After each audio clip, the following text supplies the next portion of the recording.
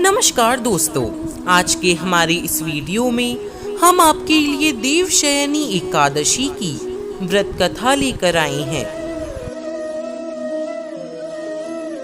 एक समय की बात है, सतयुग में मानधाता नामक एक चक्रवर्ती सम्राट राज्य करते थे। उनके राज्य में प्रजा बहुत सुखी थी, किंतु भविष्य में क्या हो जाए यह कोई नहीं जानता। अतः वे भी इस बात से अनभिज्ञ थे कि उनके राज्य में शीघ्र ही भयंकर अकाल पड़ने वाला है। उनके राज्य में पूरे 3 वर्ष तक वर्षा न होने के कारण भयंकर अकाल पड़ा। इस अकाल से चारों ओर त्राही त्राही मच गई। धर्म पक्ष के यज्ञ, हवन, पिंडदान, कथा, व्रत आदि में कमी हो गई। जब मुसीबत पड़ी हो तो धार्मिक कार्यों में प्राणी की रुचि कहाँ रह जाती है। प्रजा ने राजा के पास जाकर अपनी वेदना की दुहाई दी। राजा तो इस स्थिति को लेकर पहले से ही दुखी थे।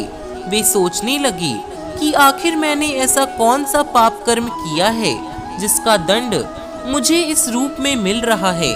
फिर इस कष्ट से मुक्ति पाने का कोई समाधान करने के उद्देश्य से राजा सेना को लेकर जंगल की ओर चल दिए।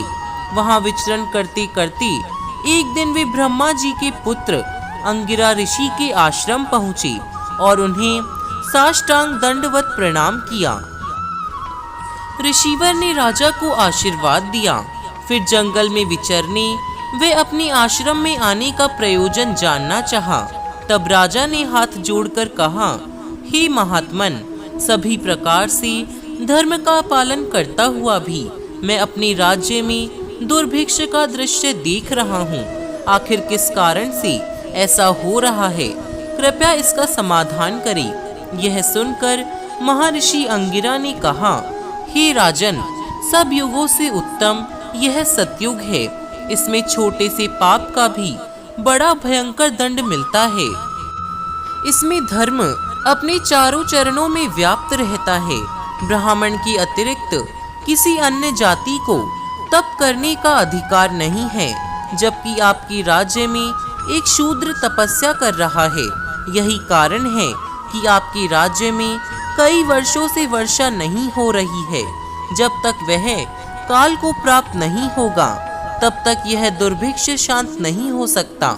दुर्भिक्ष की शांति उसे मारने से ही संभव है। किंतु राजा का हृदय एक नर अपराध शूद्र तपस्वी का शमन करने को तैयार नहीं हुआ। उन्होंने कहा, हे देव, मैं उस निरपराध को मार दूं, यह बात मेरा मन स्वीकार नहीं कर रहा है। कृपा करके आप कोई और उपाय बताइए। महर्षि अंगिरा ने कहा, हे राजन, आषाढ़ माह के शुक्ल पक्ष की एकादशी का व्रत करें। इस व्रत के प्रभाव से आपके राज्य में अवश्य ही वर्षा होगी।